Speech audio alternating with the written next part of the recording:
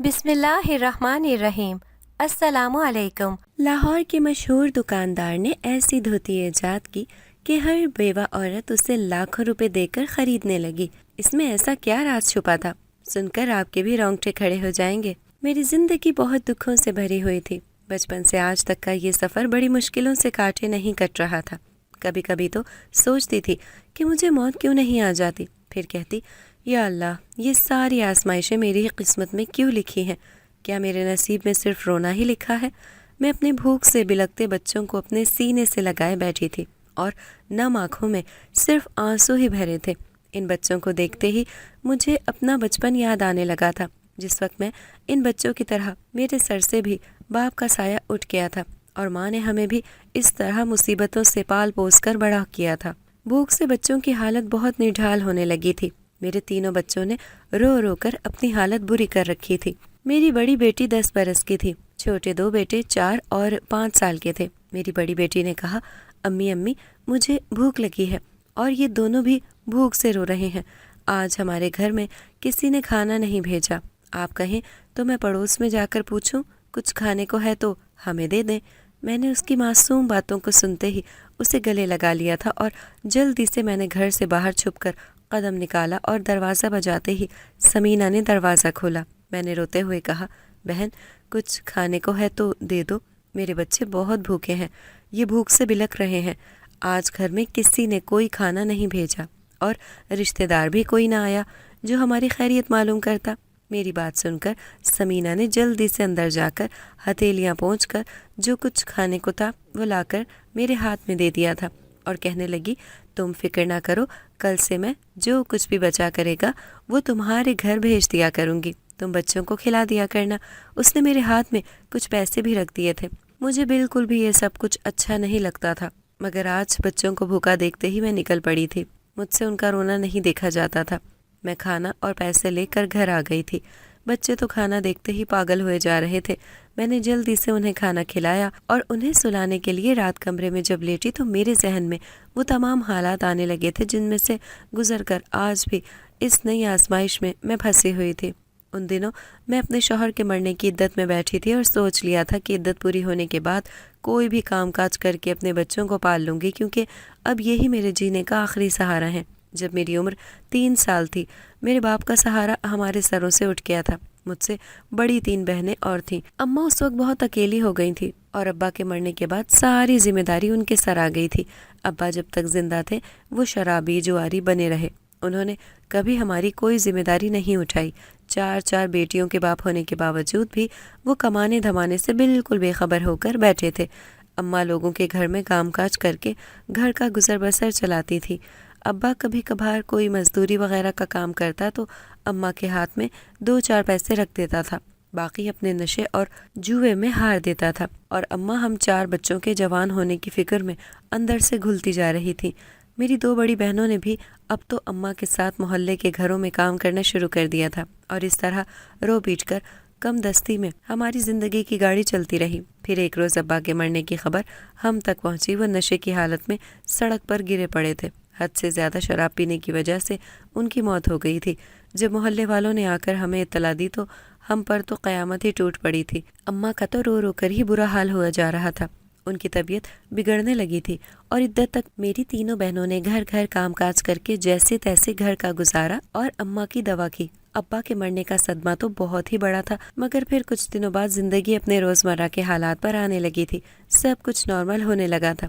اماں کی طبیعت میں بھی اب بہتری آنے لگی تھی اور اماں نے ہم 4 کی پرورش کے لیے گھر گھر جا کر کام کرنا پھر سے شروع کر دیا تھا، اور اس طرح زندگی کی گاڑی پھر چل پڑی تھی۔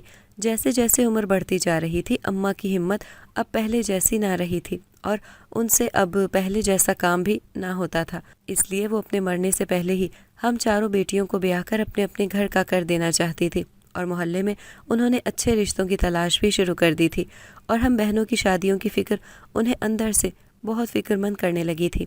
وہ سوچتی، نہ جانے اچھے رشتے میری بیٹیوں کو ملیں گے بھی یا نہیں، کیونکہ ہم 4 ہی نہ تو پڑھی لکھی تھی اور نہ ہی کوئی ہنر یا کچھ اور کام کرنا جانتی تھی، اور شکل و صورت کی بھی ہم اتنی خوبصورت حسین نہ تھیں، کیونکہ غربت میں پلی بڑی ہم تو بچپن سے ہی گھر گھر جا کر جھاڑو برتن یہ سب کام کاج کرنا ہی جانتی تھیں۔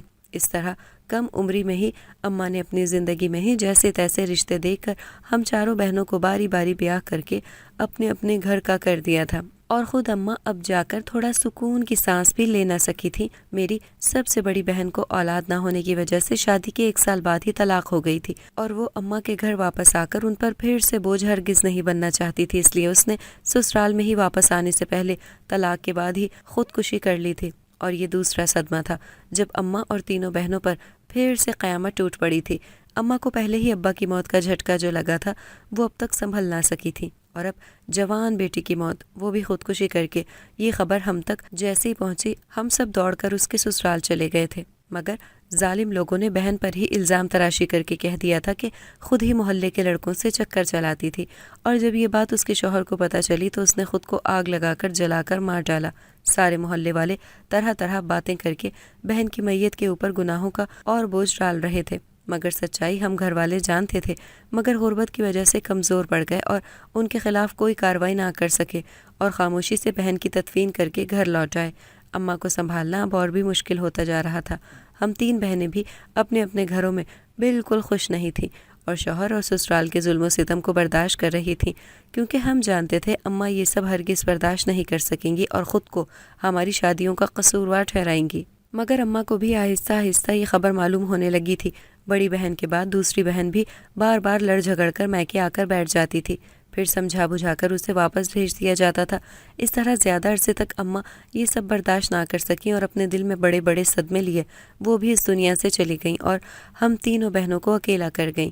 ہم پر تو آسمان ہی ٹوٹ پڑا، اماں کے جانے کا غم ایک طرف تو دوسری طرف سسرال کے ظلم و ستم۔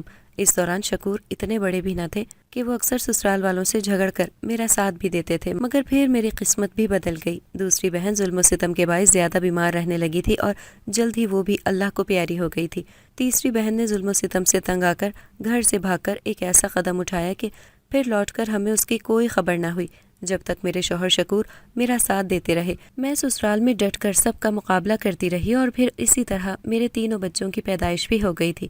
ساس ہر وقت تانا دیتی تھی کہ مفت کی روٹیاں کھاتے ہو، شکور نے نوکری چھوڑ دی تھی، اسے نہ جانے کہاں سے نشے اور جوئے کی لت جو لگ گئی تھی، اور وہ بھی اور مردوں کی طرح ظالم بنتا جا رہا تھا۔ آہستہ آہستہ اس نے ہم بیوی اور بچوں کی پرواہ کرنا بھی چھوڑ دی تھی، اور ساس نے دوسری طرف ہمارا گھر میں رہنا حرام کر ڈالا تھا۔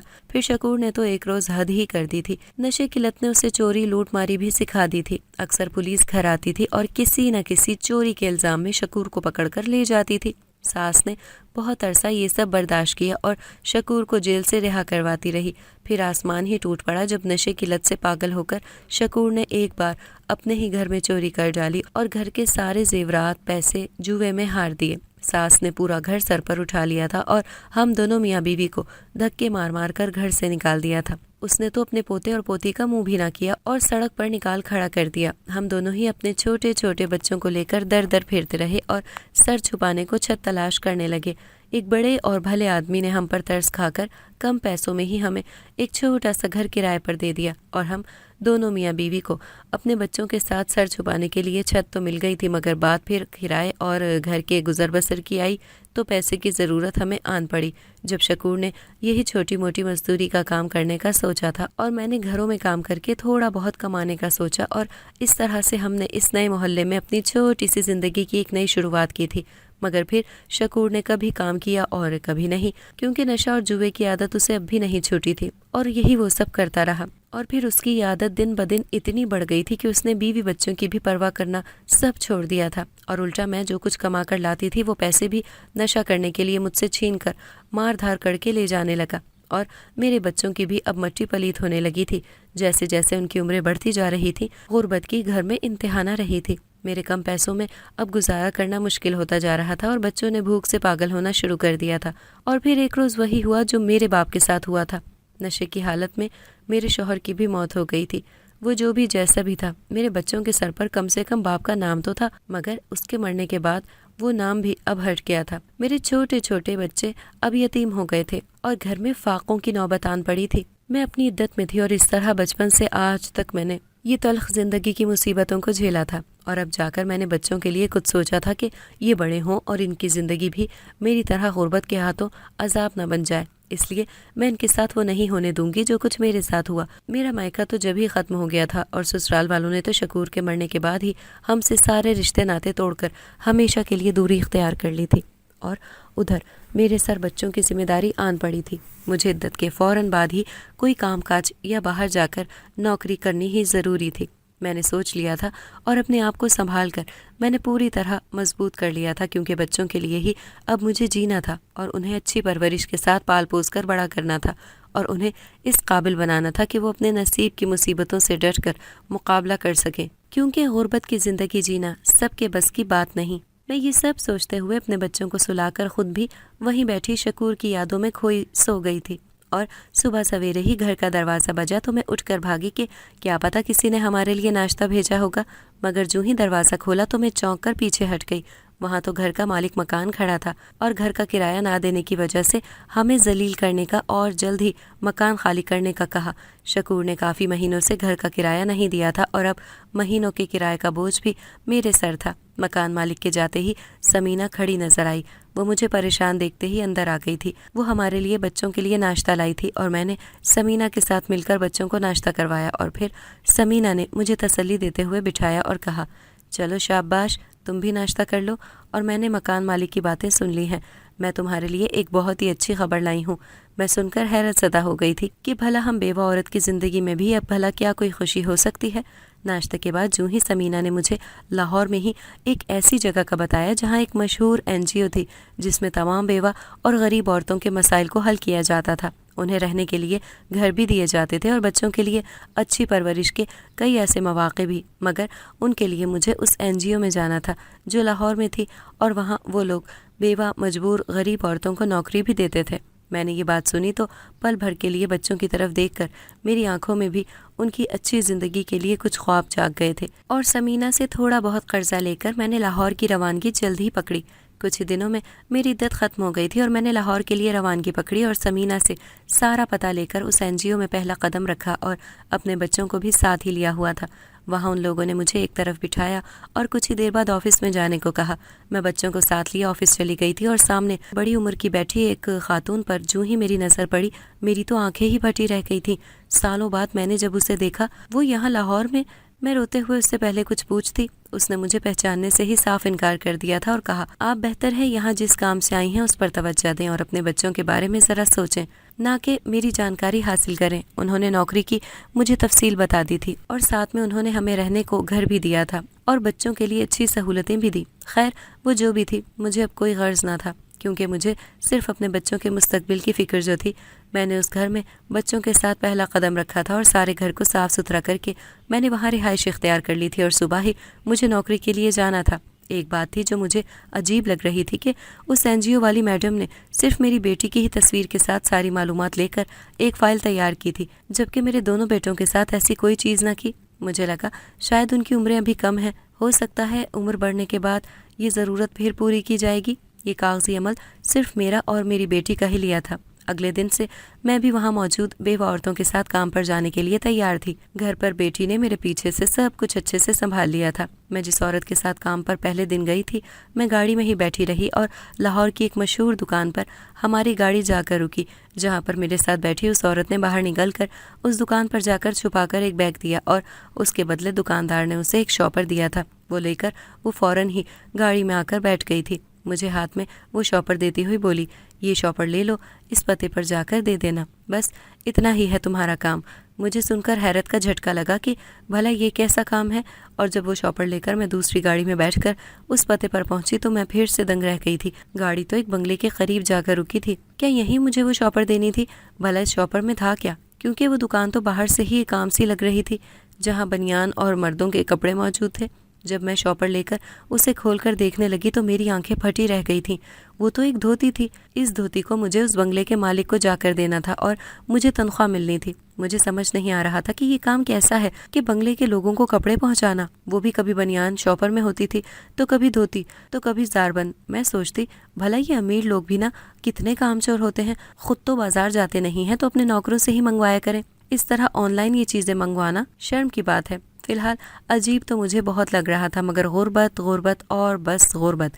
بچوں کا منہ دیکھ کر میں نے خوشی سے یہ کام بھی کرنا قبول کر لیا تھا، اور بچوں کی آرام اور آسائش کے لیے میں نے اس این جی او کے سہارے یہ نوکری سالوں کرتی رہی، یہاں تک کہ میری بیٹی اب 16 سال کی ہو چکی تھی اور میری نوکری سے ہمارے حالات اب بہتر نہیں بہت ہی بہترین ہو گئے تھے۔ اب سب کچھ اچھا ہونے لگا تھا۔ عمر کی وجہ سے میں بیٹی کو تو پڑھا نہیں سکی تھی، مگر دونوں بیٹے اب میں نے بہت اچھے اسکول میں داخل کروا دیے تھے۔ میرے ساتھ جو عورتیں کام کرتی تھیں وہ بھی سبھی بیوہ تھیں اور ان کی زندگیاں بھی دکھوں سے بھری تھیں، اور پھر اس این جی او میں کام کرنے کی وجہ سے سب کی زندگیوں میں بہار آ گئی تھی۔ میرے پاس جب بھی وہ عورتیں آتی تھیں تو میری بیٹی کومل کو بلا کر ضرور اس سے ملتی تھی اور اس کے ساتھ تصویریں بھی بنواتی تھی۔ کہتی کومل تو خوبصورت اور حسین ہے، اس کے ساتھ تو ایک تصویر بنتی ہی ہے، اسے دیکھ کر تو کوئی بھی اسے ٹی وی ڈراموں میں لے سکتا، بس یہ تھوڑی پڑھی لکھی ہوتی تو بات بن جاتی۔ میں جب بھی عورتوں کے ساتھ وہاں دکان پر جاتی تھی اور ہم وہاں سے وہ دھوتی وغیرہ خریدتے تھے تو اس دکاندار کو وہ بیگ ضرور دیتے تھے۔ نہ جانے اس بیگ میں ایسا کیا تھا، ایک عورت نے جب پوچھا تو اس نے کہا یہ خاص قسم کا کپڑا ہوتا ہے جو باہر سے لاکھوں روپے کا منگوایا جاتا ہے، اور اس سے یہ امیروں کے کپڑے بنائے جاتے ہیں، اور یہ تمام بیگوں میں وہی کپڑوں کے تھان ہوتے ہیں جو ہم اس دکان پر دیتے ہیں، اور یہاں سارا مال بنتا ہے اور پھر انہیں ہم امیروں کے بنگلوں میں دے آتے ہیں۔ اف، یہ امیروں کے نئے نئے چوچلے بھی نہ، بھلا زاربن اور دھوتیاں بھی وہ برانڈ کے باہر سے منگوا کر پہنتے ہیں۔ میں ان عورتوں سے باتیں کرتی ہوئی ہنس پڑی تھی۔ میرے گھر پر وہ ہنسی مذاق کافی دیر تک چلتا رہا تھا اور اتنی دیر مسلسل میری نظر کومل پر پڑتی رہی تھی۔ وہ تو میری دوستوں کے ساتھ واقعی ایسے اترا کر تصاویر بنا رہی تھی جیسے واقعی وہ کوئی ٹی وی ایکٹر ہو، اور میں سوچ میں پڑ گئی تھی کہ کاش میری بیٹی پڑھ لکھ جاتی تو آج یہ موقع بھی اسے ضرور مل جاتا اور وہ ٹی وی ایکٹر بن جاتی، میری بچی کا تو مستقبل سنور جاتا۔ میں اس کے لیے آنکھوں میں خواب لیے سوچ رہی تھی۔ سوچا کل اپنے این جی او کی اسی میڈم سے بات کروں گی، کیا پتہ میری کومل کے لیے وہ یہ سب کرنا پسند کر لیں، آخر کومل بھی تو ان کی ہی۔ اگلے روز میں این جی او کی میڈم سے ملنے ان کے آفس میں چلی گئی تھی۔ پچھلی بار کی طرح اس نے اب بھی مجھے پہچاننے سے انکار کر دیا تھا اور مجھے دیکھتے ہی غصے والا منہ بنا لیا تھا، مگر جو ہی میں نے اس سے کومل کے ٹی وی ایکٹر والی بات کہی تو وہ تو فوراً ہی خوش ہو گئی تھی۔ مجھے لگا شاید اس نے کومل کو اپنا مان ہی لیا تھا، مگر مجھے نہیں معلوم تھا میں کس نئی مصیبت کو اپنے سر لینے جا رہی تھی۔ میری بات سنتے ہی وہ پوری طرح میرا ساتھ دینے کو، میری مدد کرنے کو راضی ہو گئی تھی اور کہنے لگی بس اب کومل کو ٹی وی تک پہنچانا ہماری ذمہ داری ہے، بس ہاں تمہیں کومل کے کچھ کاغذی پیپر پر رضامندی کرنے کے لیے اپنے دستخط کرنے ہوں گے۔ میں نے تو خوشی سے ہاں میں سر ہلا دیا تھا اور چند دنوں میں ہی کومل کے کاغذی پیپر پر میں نے دستخط کر دیے تھے اور کومل کی چند تصاویر بھی انہیں دے دی تھی، اور میں خوشی سے گھر لوٹ آئی تھی۔ مگر گھر لوٹتے ہی کومل نے مجھے کچھ ایسا بتایا کہ میرے تو پیروں تلے زمین ہی نکل گئی تھی کہ میرے پیچھے کون تھا جو یہاں آ کر کومل کے ساتھ زور زبردستی کرنے کی کوشش میں آیا تھا، کیونکہ اس وقت کومل اکیلی گھر پر موجود تھی اور دونوں بھائی تو اس وقت اسکول گئے ہوئے تھے۔ مگر کومل نے شور شرابہ کیا تو وہ وہاں سے میرے آنے سے پہلے ہی بھاگ نکلا تھا۔ کومل کو ڈرا اور سہما ہوا دیکھتے ہی میرا دل زور زور سے دھڑکنے لگا تھا۔ میری بچی کو کچھ ہو جاتا تو میں اپنے آپ کو کبھی معاف نہیں کرتی۔ یہ سب ہوتے ہی میں نے تو اپنا فیصلہ بدل لیا تھا اور کومل کو اب میں ٹی وی ایکٹر کے لیے نہیں بھیجنا چاہتی تھی۔ میں نے سوچ لیا تھا کہ کل جا کر میڈم سے کہہ کر میں یہ سب کچھ کینسل کر دوں گی، مگر اگلے روز جب میں وہاں پہنچی تو میڈم آج اپنے آفس میں نہیں آئی تھی، وہ چند روز کے لیے شہر سے باہر گئی ہوئی تھی۔ میں نے سوچا چلو ان کے آتے ہی میں اس بارے میں ان سے بات کروں گی، مگر جو ہی آج میں اس دکان پر اکیلی جانے لگی، کیونکہ اور عورتوں کی ڈیوٹی آج کہیں اور تھی اور اس دکان پر مجھے ہی اس دکاندار سے جا کر ملنا تھا، اسے یہ کپڑوں کے تھانوں سے بھرے بیگ دینے تھے اور وہاں سے وہی چیزیں لے کر مجھے ان بنگلوں میں دینی تھی۔ آج تو میں اکیلی تھی اور کافی دیر ہو جانی تھی۔ کومل کو لے کر میرا دل اب بھی فکر مند ہو رہا تھا اور فون پر بار بار اس کی خیریت معلوم کرتی رہی۔ میں وہ بیگ لے کر وہاں سے گاڑی میں نکل پڑی تھی۔ راستے میں نہ جانے کیوں میرا دل گھبرانے لگا تھا۔ سوچا کچھ تو ہے جو میرا دل بے حد گھبرانے لگا ہے۔ سوچا یہ بیگ کھول کر ذرا میں بھی تو دیکھوں وہ کون سے اعلیٰ معیار کے کپڑوں کے تھان ہیں۔ جو ہی میں نے وہ بیگ کھولے میرے تو ہوش ہی اڑ گئے تھے، میں تو سر پکڑ کر بیٹھ گئی تھی، میرا منہ تو کھلا ہی رہ گیا تھا ان بیگوں میں۔ تو جلدی جلدی وہ بیگ واپس میں نے بند کر دیے تھے کیونکہ آگے ہی ڈرائیور بیٹھا تھا۔ میں اس وقت کوئی ناگوار حرکت نہیں کر سکی تھی اور دکان پر جا کر میں نے وہ ڈرتے سہمتے بیگ دیے تھے، اور جو ہی اس کے بدلے دکاندار نے مجھے وہ شاپر دیے جن میں وہی دھوتیاں اور کمر بند اور نہ جانے کیا کیا چیزیں تھیں۔ فی الحال چپ چاپ تو میں انہیں لے کر بنگلوں پر جا رہی تھی اور راستے بھر میرے ذہن میں وہی این جی او کی میڈم کا خیال بار بار آنے لگا۔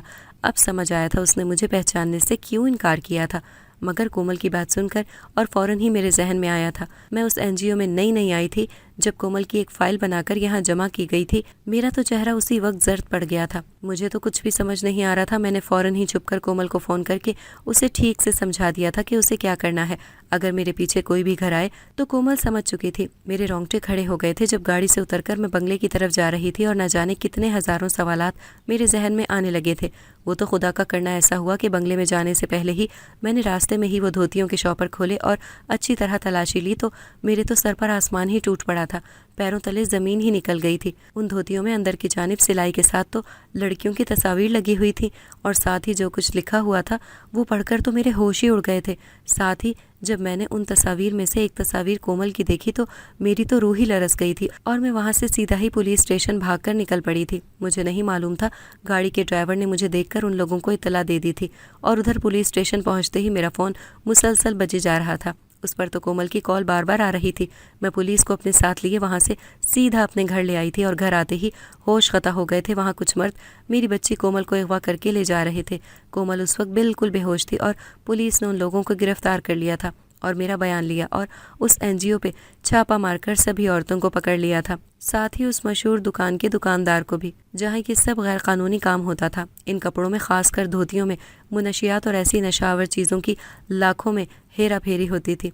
इन बैगों में कपड़ों के थान नहीं, लाखों रुपए के नोट थे और साथ ही इन बंगलों के अमीरजादों को भी गिरफ्तार कर लिया गया था जो छोटी छोटी जवान लड़कियों को इस तरह अगवा करके उनकी तस्वीर के ज़रिए उनकी कीमत लगाकर बेच देते थे। और सबसे बड़ी इस एनजीओ की मैडम जो गिरफ्तार हुई तो मेरा दिल ही हिल गया था।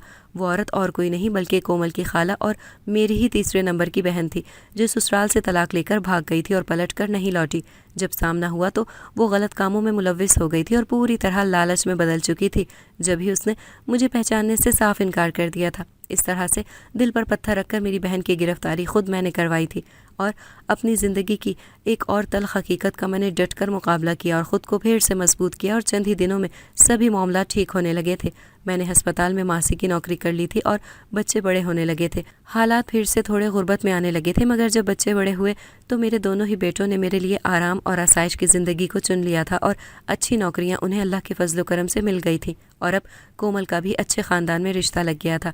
सालों बाद जाकर मेरी ज़िंदगी में एक सुकून आया था और आज मैं अपने बच्चों के साथ बहुत ही खुश थी। किस्मत ने हमें भी खुशियों के दिन दिखाए। अल्लाह ने मुझे मेरे सब्र का फल दे ही दिया था। मेरे दोनों ही जवान बच्चों ने मिलकर बहन की धूमधाम से शादी की और मेरे लिए भी अच्छी अच्छी नेक बाकिरदार खुश इखलाक बहुओं का इंतखाब किया और इस तरह मैंने भी सोच लिया था अब जाकर मैं सारे फ़र्ज से अदा हो गई हूँ और अब सुकून से मर सकूंगी।